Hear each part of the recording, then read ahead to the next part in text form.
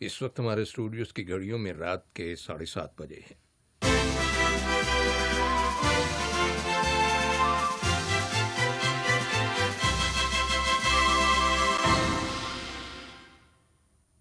بسم اللہ الرحمن الرحیم۔ یہ ریڈیو قطر ہے۔ اب آپ محمود احمد سے خبریں سنیے۔ ابتدا میں پیش خدمت ہیں اہم خبروں کی سرخیاں۔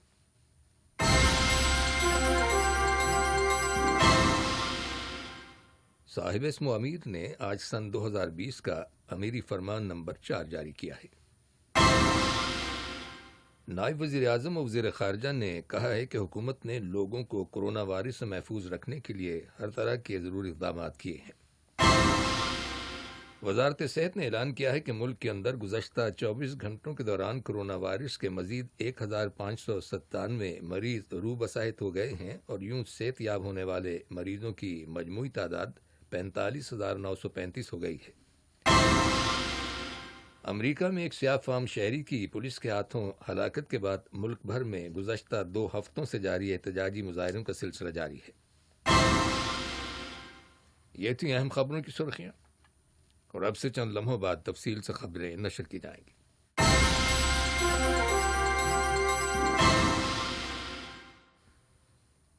لیے جب آپ تفصیل سے خبریں سنیے۔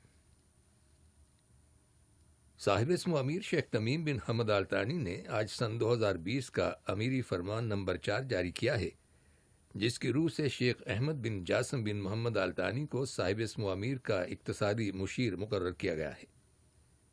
اس امیری فرمان پر اس کی تاریخ اجرا سے عمل درآمد ہوگا اور اسے سرکاری گیزٹ میں شائع کیا جائے گا۔ نائب وزیر اعظم و وزیر خارجہ شیخ محمد بن عبد الرحمن آل ثانی نے کہا ہے کہ حکومت نے تمام لوگوں کو کورونا وائرس کی وبا سے محفوظ رکھنے کے لیے ہر طرح کے ضروری اقدامات کیے ہیں اور اس مرض کا علاج دریافت کرنے کے سلسلے میں عالمی سطح پر جاری کوششوں کو کارگر بنانے کے لیے قطر نے $20 ملین کا عطیہ دیا ہے۔ انہوں نے کہا کہ قطر کو اس بات کا بخوبی احساس ہے کہ اس مقصد کے حصول کے لیے بین الاقوامی تعاون بہت ضروری ہے۔ برطانیہ کے television network Sky News کو دیے گئے انٹرویو میں نائب وزیر اعظم اور وزیر خارجہ نے کہا کہ قطر ایک محفوظ ماحول میں سن 2022 میں ہونے والے فیفا ورلڈ کپ کے انعقاد کے لیے بالکل تیار ہے۔ واضح ہے کہ فیفا ورلڈ کپ کے لیے تعمیر کیے گئے ایجوکیشن سٹی اسٹیڈیم کا افتتاح اس ماہ کی 15 تاریخ کو ایک تقریب کے ذریعے کیا جائے گا۔ اس تقریب میں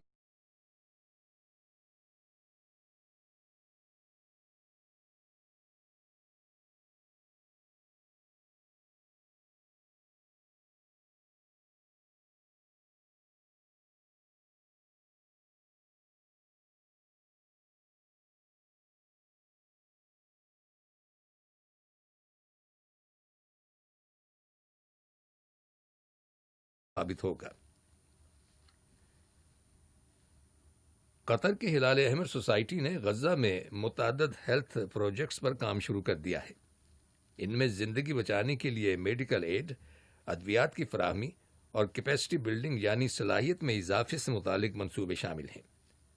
ان منصوبوں کی تکمیل کے بعد غزہ کے لوگوں کو اعلیٰ کوالٹی کی میڈیکل سروسز مہیا ہو جائیں گے۔ ان منصوبوں پر $4 ملین لاگت آئے گی۔ واضح ہے کہ اسرائیل نے گزشتہ 13 برسوں سے غزہ کا محاصرہ کر رکھا ہے، جس کی وجہ سے دیگر مشکلات کے علاوہ وہاں کے لوگ میڈیکل سروسز سے محروم ہیں۔ وزارت صحت نے اعلان کیا ہے کہ قطر میں گزشتہ 24 گھنٹوں کے دوران کورونا وائرس کے مزید 1597 مریض روح بسائط ہو گئے ہیں اور یوں صحت یاب ہونے والے مریضوں کی مجموعی تعداد 45,935 ہو گئی ہے۔ اس کے علاوہ وزارت نے گزشتہ 24 گھنٹوں کے دوران کورونا وائرس کے 1,368 نئے کیسز رجسٹر کیے جانے اور 3 افراد کے اس وائرس کی وجہ سے انتقال کر جانے کی بھی تصدیق کی ہے۔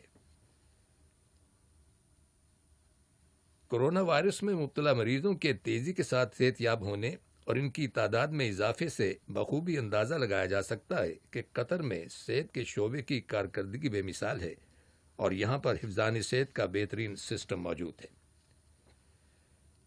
دریں وزارت صحت میں متعدی امراض کے شعبے کی نگران ڈاکٹر مونا المسلمانی نے اپنے ایک ٹیلی ویژن انٹرویو میں کہا ہے کہ شدید مرض میں مبتلا مریضوں کے علاج کے لیے پلازما استعمال کیا جا رہا ہے، اور یوں اب تک 170 سے زیادہ مریضوں کا پلازما کے ذریعے علاج کیا گیا ہے۔ چنانچہ ان میں سے نصف تعداد میں مریضوں کی طبیعت بہتر ہونے کے بعد وہ مکمل صحت یاب ہو گئے ہیں۔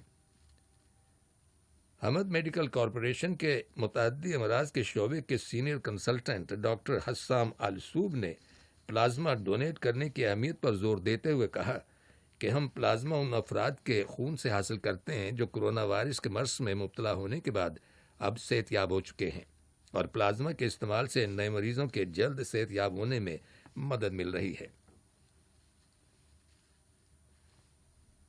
قطر کی وزارت تعلیم اور اعلیٰ تعلیم نے ملک کے اندر کرونا وائرس کی وبا کے باوجود سن 2019-2020 کا تعلیمی سال کامیابی کے ساتھ مکمل کیا ہے، جبکہ اس وائرس کی وجہ سے دنیا کے بیشتر ممالک میں تعلیمی سرگرمیاں معطل ہیں۔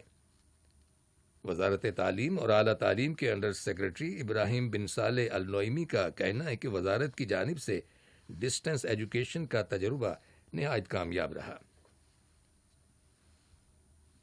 یہ خبریں ریڈیو قطر سے نشر کی جا رہی ہیں۔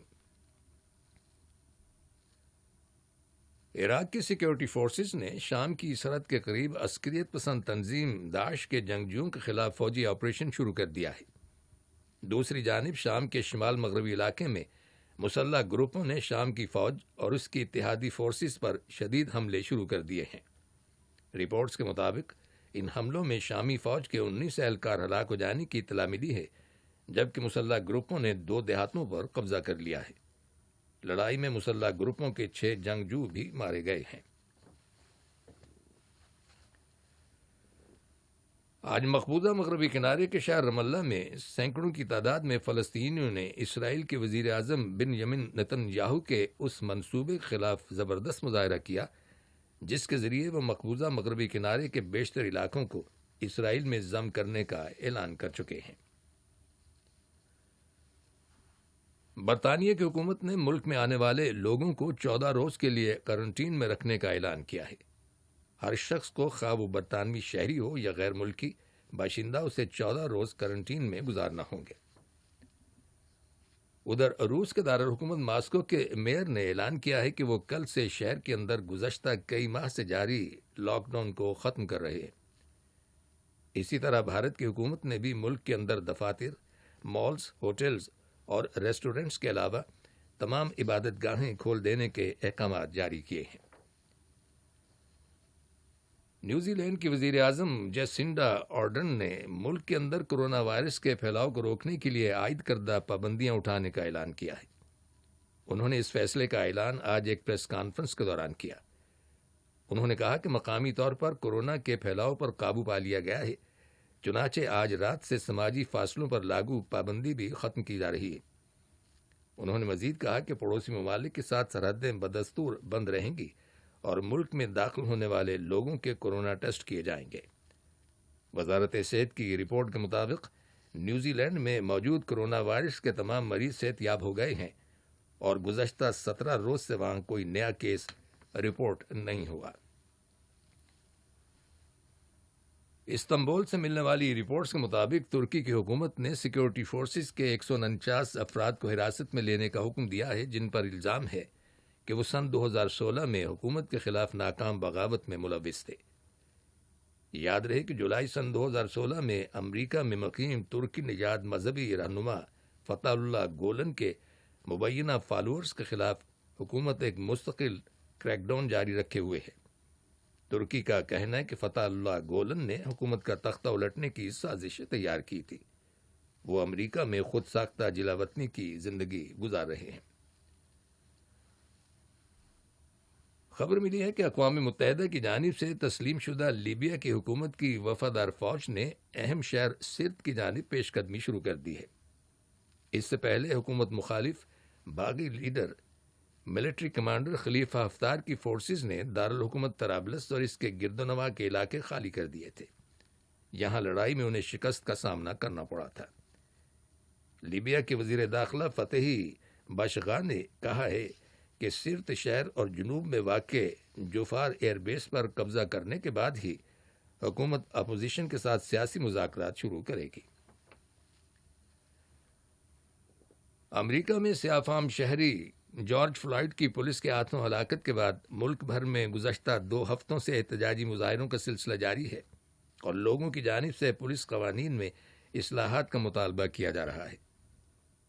جارج فلائیڈ کی ہلاکت کے خلاف احتجاج کرتے ہوئے کل رات واشنگٹن، فلوریڈا اور نیو یارک جیسے بڑے شہروں سمیت کئی شہروں کے اندر مظاہرین کی ایک بڑی تعداد سڑکوں پر نکل آئی۔ وہ پولیس قوانین میں اصلاحات اور سماجی انصاف کا مطالبہ کر رہے تھے۔ ادھر کل رات برطانیہ کے دارالحکومت لندن میں بھی ہزاروں کی تعداد میں لوگوں نے جارج فلائیڈ کے قتل کے بعد امریکی پولیس کی بربریت کی مذمت کرتے ہوئے دوسرے روز بھی ایک ریلی نکالی۔ اس سے پہلے ہفتے کے روز بھی مظاہرے ہوئے تھے جن کے دوران جھڑپوں کی وجہ سے پولیس کے 27 اہلکار زخمی ہو گئے تھے۔ امریکی صدر ڈونلڈ ٹرمپ نے دارالحکومت واشنگٹن میں 10,000 فوجی تعینات کرنے کے احکامات جاری کیے تھے، لیکن وزیر دفاع اور مسلح افواج کے چیف آف جوائنٹ اسٹاف نے صدر کے ان احکامات پر عمل کرنے سے انکار کر دیا تھا۔ ان کا کہنا تھا کہ ایسا کرنا آئین کی خلاف ورزی ہے۔ چنانچہ ڈونلڈ ٹرمپ نے یہ کہہ کر کہ صورتحال اب قابو میں ہے، اپنے احکامات واپس لے لیے تھے۔ آخر میں اہم خبروں کی سرخیاں ایک بار پھر سن لیجیے۔